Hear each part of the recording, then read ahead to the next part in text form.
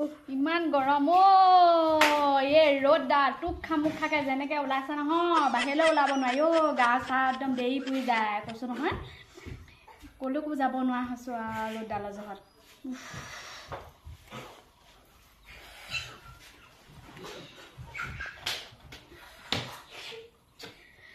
ঐ ছোৱালী কি হ'ল কি কৰি আছ এনে আছো কি হ'লনো এফলা উকনিকেইটাকে চাই দিওঁ ইমান গৰমত নালাগে দিয়াচোন ফুৰিবলৈ গৈ পিনি উকনিকেইটা উঠাই আনিছে এই গৰমত এতিয়া খজুৱাই খজুৱাই চুলিকেইডাল ইমান কাটিবলৈ কৈ আছোঁ চুলিকেইডালো নেকাট কেনেকৈ কি কৰিবি আৰু শুনিছনে নাই শুনা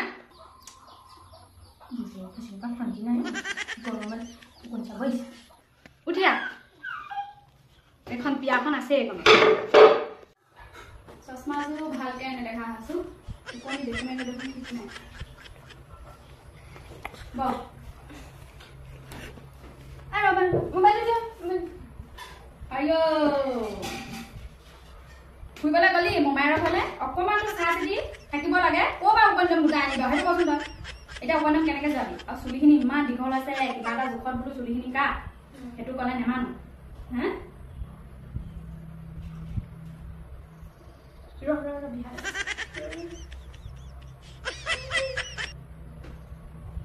আইঅ